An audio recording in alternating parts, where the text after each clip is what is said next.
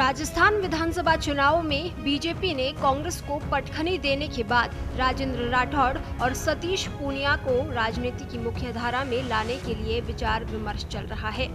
जानकारों का मानना है कि राठौड़ पूनिया को किसी बोर्ड या निगम में जिम्मा देने की बजाय दोनों को मुख्य धारा की राजनीति में बरकरार रखने के लिए विचार किया जा रहा है। इसके अलावा दोनों के लिए राज्यसभा और लोकसभा भेजने का विकल्प भी शामिल है। चर्चा है कि सतीश पूनिया और राजेंद्र राठौड़ जैसे दिग्गज नेताओं को भी लोकसभा चुनाव लड़वाया जा सकता है। सतीश पूनिया जयपुर ग्रामीण सीट से चुनावी मैदान में उतर सकते हैं।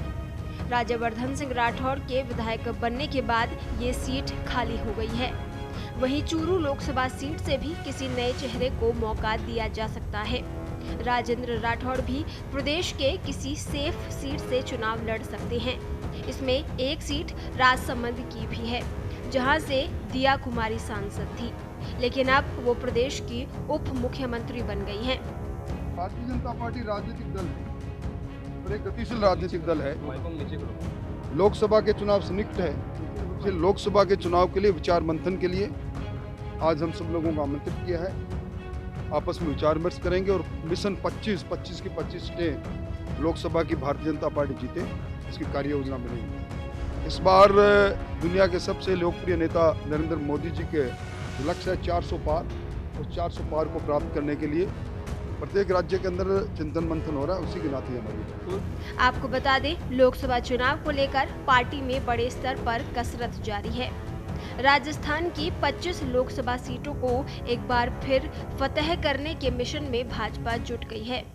बिल्कुल पूरा होगा, उसमें मिशन 25 पूरा होगा और भारतीय जनता पार्टी का प्रत्येक कार्यकर्ता आप देख रहे होंगे जिस प्रकार से दिन रात मेहनत करके और लगा हुआ है, और 100% मिशन पूरा होगा। मिशन 25 है, 25 जीतेंगे, उसकी तैयारी बैठक है।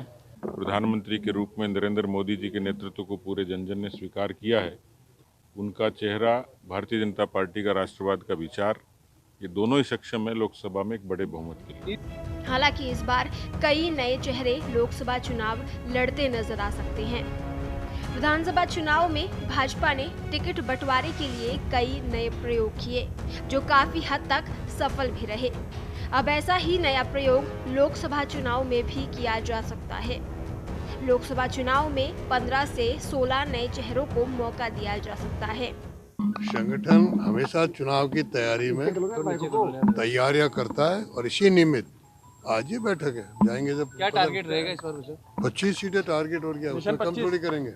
हाल ही में हुए विधानसभा चुनाव में 6 लोकसभा सांसदों को विधायक का चुनाव लड़वाया गया था, जिनमें से 3 ने जीत दर्ज की, जबकि 3 चुनाव हार गए।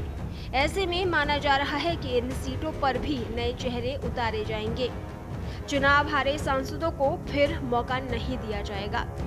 वहीं 8 से 10 ऐसी सीटें हैं जहां चेहरे बदले जा सकते हैं। चर्चा है कि जोधपुर, पाली, भरतपुर, बाड़मेर, कोटा, झालावाड़, बारा, चित्तौड़गढ़, बीकानेर और भीलवाड़ा सीट पर पार्टी फिर से पुराने चेहरों पर दांव खेल सकती है। इन सीटों से ही आने वाले कुछ सांसद दिल्ली में अहम जिम्मेदारी निभा रहे हैं, तो वहीं अन्य सीटों पर नए चेहरे उतारे जा सकते हैं। ब्यूरो रिपोर्ट, पत्रिका टीवी।